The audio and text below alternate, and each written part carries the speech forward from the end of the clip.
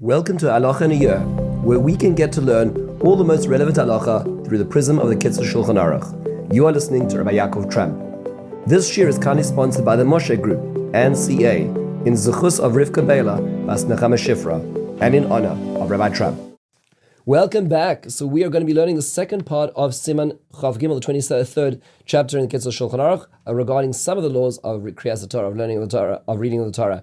In our second part, we're going to look at the four basic concepts here, and they are limitations as to who can get called, and the parameters of an aliyah, and mistakes, and finally returning the Torah. Let's jump straight in. Limitations as to who can get called. In this section, we're going to look at 12 basic questions. Number one is, are there any other restrictions we should be aware of for aliyahs? The answer is yes.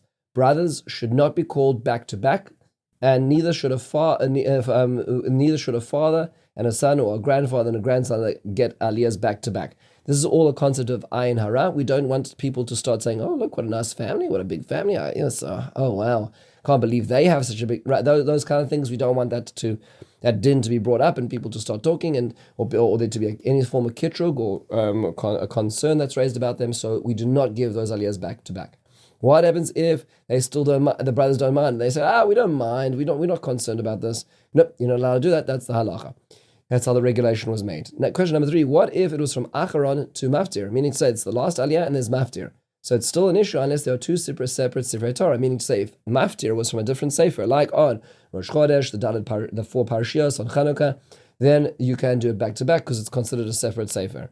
4th, what happens if we miscalculated, and we called him up, as the Gabbai, we called up the two brothers. If that's the case, if he goes up, he shouldn't go down. Meaning even if he hasn't said the bracha, but he walks up the bimah, then he shouldn't go down. But if he didn't go up, yet he should not ascend, and then they would call up somebody else instead. For grandsons and grandfathers and brothers, just only from the mother's side, then they can lechatchila go up if they were already called. They don't have to waive it if the mistake was already made, even when they haven't gone up yet. Question number 5, can I get a second aliyah in one day if I go to another shul? The answer is yes. The concern about getting a second aliyah on the same day is not a concern about the person, but rather a concern about the Torah.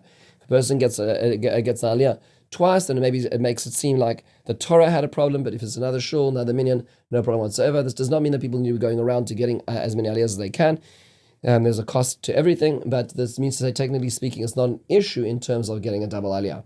On fast days, can I get an aliyah if I'm not fasting? The answer is nope. The Krias Torah on a fast day is only if you are fasting. What happens if I'm the only kohen and I'm not fasting? In that case, the kohen should exit the shul, and then suddenly a Levi or Yisrael is called up and become kohen in the place of that kohen. What happens if I'm fasting at Shachris, but already know I won't make it throughout the day, so you're not allowed to get an aliyah at Shachris? Question number 9, what happens if I was already called and I am fasting? So it depends. If it happened on a Monday or Thursday, when there would be Krias HaTorah anyway, the person may take it. But if it's not a Monday or Thursday, they may not take it, and somebody else needs to be called because it has to reflect what is being said. And this is talking about a fast day.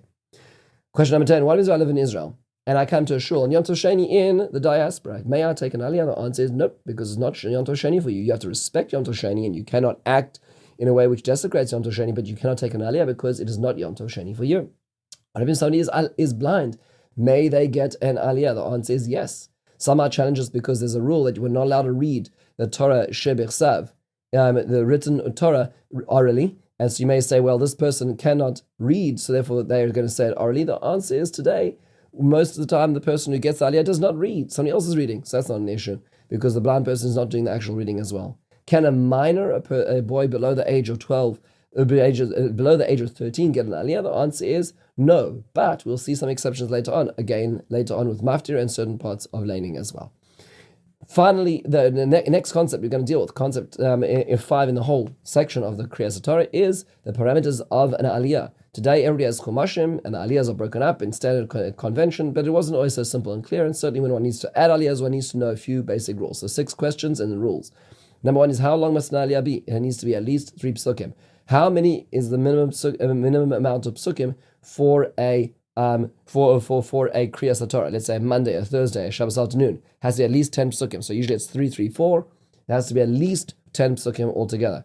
What happens if it's just 9 psukim? So it's 3, 3, 3, right? So aliyah 1, aliyah 2, aliyah 3 with 3, 3, 3. And what happens? What happens? That's the situation. In that case, one is technically yotzei. One technically has fulfilled one's obligation. And the example of the one Krias HaTorah in the entire year that's only 9 psukim long is on the morning of Purim. That aliyah is only 9 because that is the conceptual self-contained issue is at the end of Parshas B'Shalach is only 9 psukim long.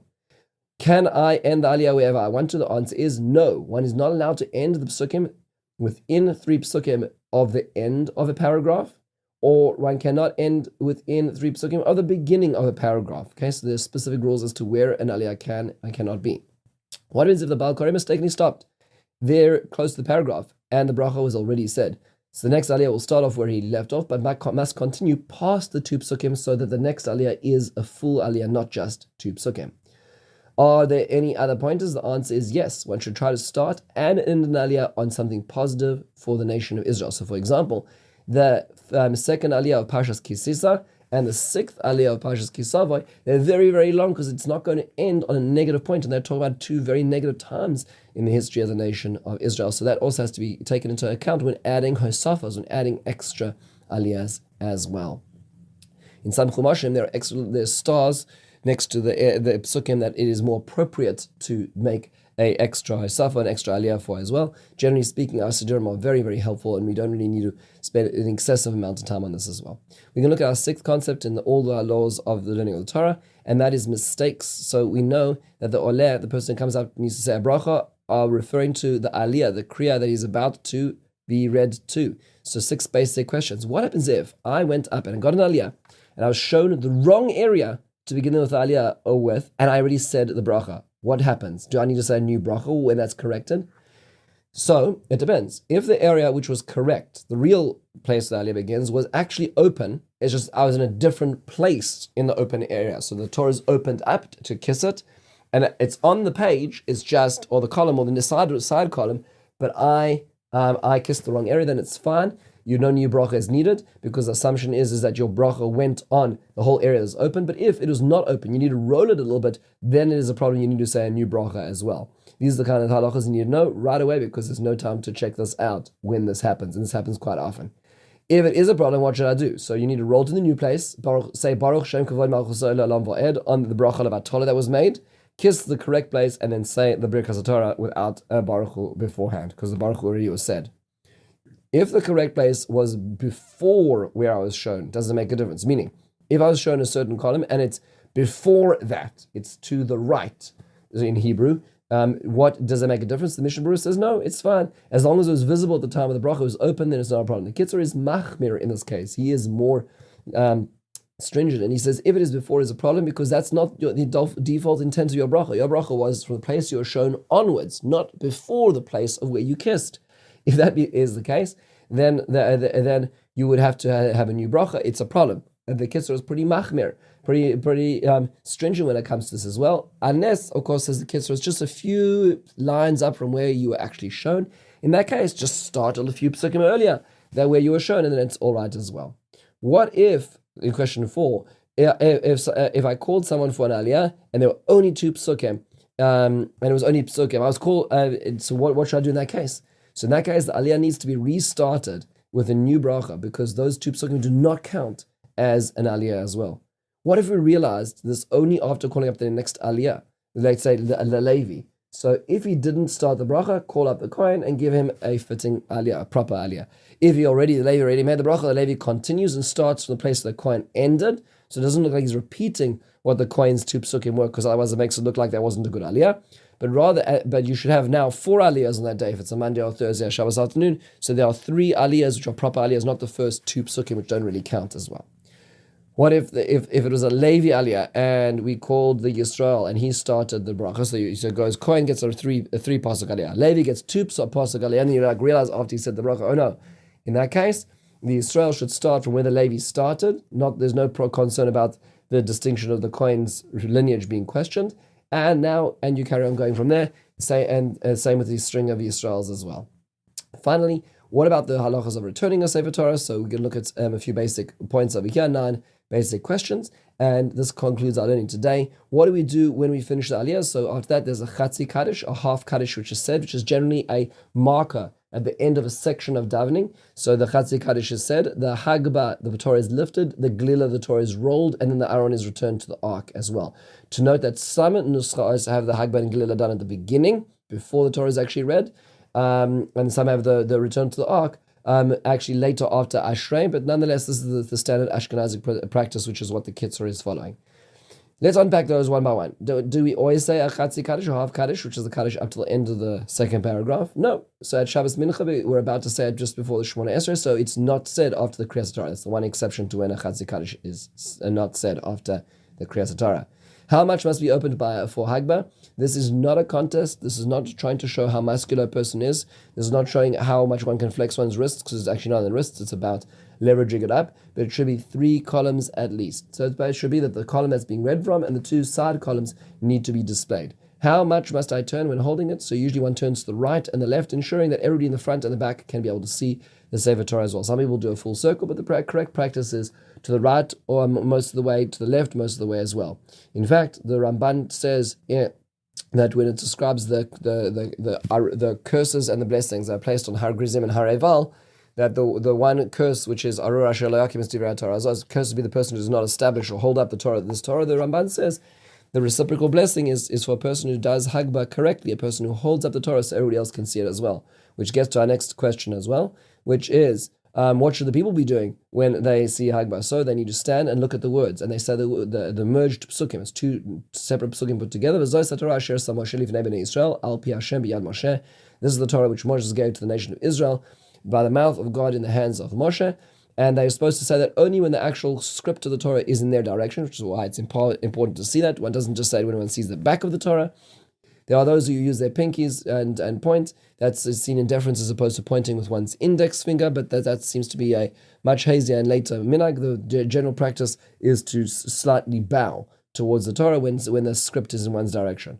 What is the job of the glila? So it is rolling the Torah closed, and it's important that the seam between the 2 rolls of the parchment, because remember, it's not one long parchment, it's lots of different sections of parchment with columns. They're sewn together, so the seam needs to be in the middle between the 2 rollers as well. How do I best achieve that? So the person who does the Hagba, before lifting it, he kisses the parchment, but he should make sure that he rolls it backwards or forwards to the nearest seam so that he's lifting it up so that the seam can be put in the middle. If the magbia, the person who lifts it up, does not do that, then the person who's doing the glila, the goylel, the roller, needs to help him roll it to get to that point to ensure that this is in fact correct. What is done during the glila? So on Monday and the Thursday, there are extra supplications that he just said. They are omitted in the days when Carin is omitted. And finally, what is the process of return? The Shliach Tzibur picks up the Torah and cries out or says to the community, Yahalo Hashem Hashem ki niskav shema levadai, and everybody responds, Hoidu al eretz Shemai v'arin keren amoyti le'locho chasidov livnei Yisrael am karavoi haleluka. And then on a Shabbos, one would say Mizmor Chav Tes, the 29th Psalm in Tehillim, and on a weekday or any other day, it would be Mizmor Chav Dalet, which is said as they're escorted, and they finally say Uvenu Choyomar, which of course is the reciprocal pasuk to Vayi ben So Aaron. Those are the 2 psukim which describe the movement of the Aaron. Vayi ben So is the first one, and Uvenu Choyomar is when it's returned, and then it is brought back. It is important to know that anybody who passes the Torah, so the Torah passes them, should actually walk out at least the pace of 7 feet, 4 amos, to escort it, and the Magbia and the Golel, the person who lifted it up, and the person who rolled it, need to escort the Torah all the way back to Aaron as well. With this, we conclude the section about learning about the halachas of Krias HaTorah. Obviously, a huge amount over here, and we put it into 2 pieces, but this gives us at least a working language to understand some of the complexities that go into this very special part of davening. Have a wonderful and meaningful day.